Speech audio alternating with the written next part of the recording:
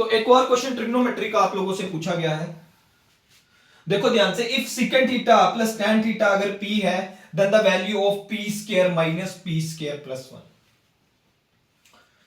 आप लोगों ने एक चीज याद रखनी है, देखो ध्यान से, secant theta minus tan theta is equal to होता है 1 upon secant theta plus tan theta.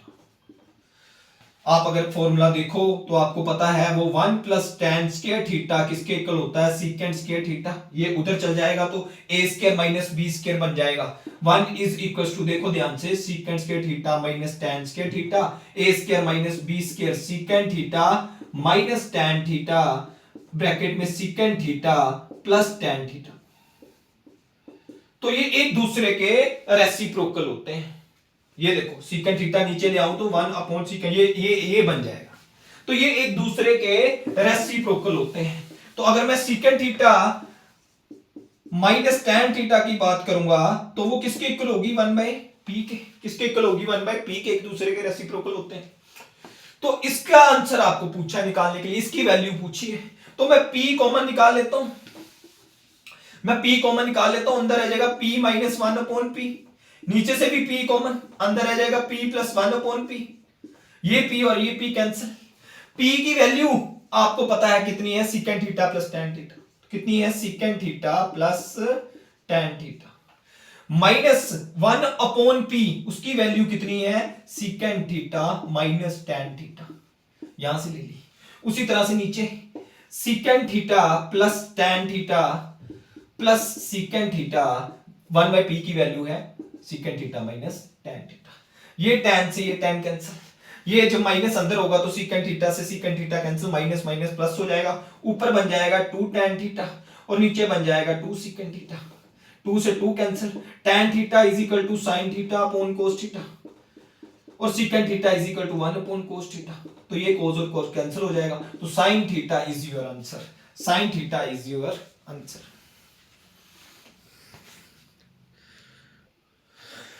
अगले क्वेश्चन में कह रहे हैं, देखो ध्यान से, if the circumference of a circle is increased by 50%। वो कह रहा है अगर सर्कमफ्रेंस सर्कल का 50% बढ़ा दिया, बताओ उसका एरिया कितना बढ़ जाएगा।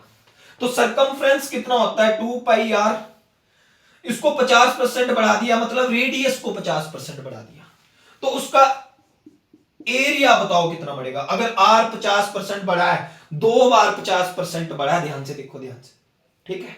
आप लोगों ने, अभी मैं पूरा एक्सप्लेन नहीं करूंगा, यहां पर a plus B plus A B by 100 का फॉर्मूला लगा देना था। अभी मैं सिर्फ सोल्यूशन बताऊंगा, अगली क्लासेस मेरी लगाना, उसमें मैं आपको सब कुछ बताऊंगा। मेरी जो चैनल में वीडियोस होंगी उनको लगाना, देखना, मैं सब कुछ वहां पर परसेंटेज का, प्रॉफिट एंड लॉस के टॉपिक्स बताऊंगा। उसमें आपको पता चलेगा कि यहां पर मैंने ये फॉर्मूला क्यों लगाया है। तो यहां पर 50 प्लस 50 इंटू 50 बाई 100, तो मेरे पास बन गया 125%। 125% इज योर आंसर।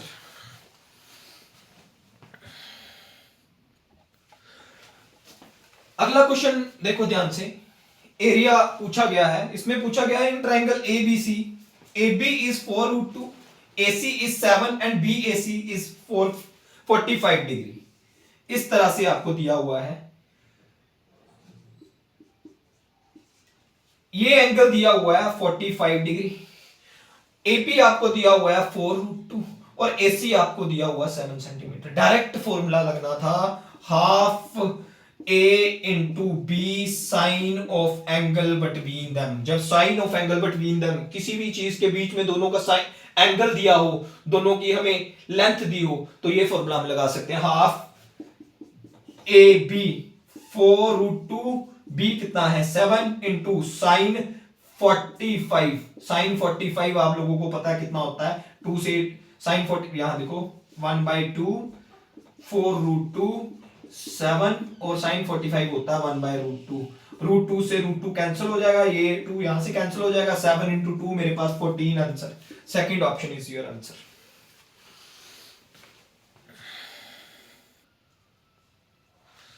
अगला क्वेश्चन देखो ध्यान से, क्या पूछा था, in what ratio shall I add water to the liquid detergent costing ₹480 per litre to get a resulting mixture 300 per litre.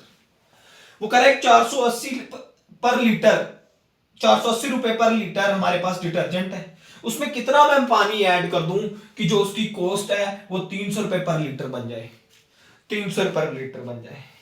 तो पानी की कॉस्ट मैं मान लेता हूं 0 है। पहले मिक्सचर जो था डिटर्जेंट था उसकी कॉस्ट कितनी है 80, जब उसमें पानी मिक्स कर देंगे तो कितनी कॉस्ट बननी चाहिए 300, तो 480 में से 300 सब्ट्रैक्ट किया तो 180, 300 में से 0 सब्ट्रैक्ट किया तो यहां से 300, तो रेशो मेरे पास कितनी बन गई, 0 से 0 कैंसिल, 6 से गया 3:5, रेशो कितनी बन गई 3:5। तो ये ऑप्शन था मेरा आंसर। क्लियर है सबको? नेक्स्ट क्वेश्चन देखो, इन्होंने बोला हुआ है if n is any natural number. Natural number कौन से होते हैं, 1 से लेके इंफिनिटी तक, decimal number are not allowed. तो 1 से लेके इंफिनिटी तक जितने नंबर होते हैं उसको हम कहते हैं नेचुरल नंबर। वो कह रहे हैं कि इक्वेशन है ये हमेशा ऑलवेज एंड्स विद, ये इक्वेशन में लास्ट में हमेशा क्या आएगा, एंड्स विद। तो मैं अगर n की वैल्यू 1 पुट करके देखूं तो 6⁻1 माइनस 5⁻1 तो हमेशा 1 आएगा।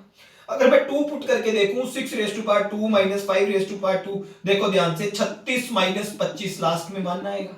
3 पुट करके देखूं तो 216 माइनस 125 हमेशा लास्ट में क्या आएगा 1 आएगा। तो 1 वैल्यू पुट करके देख लेनी थी, तो आंसर क्या आएगा 1 आएगा। क्लियर है सबको?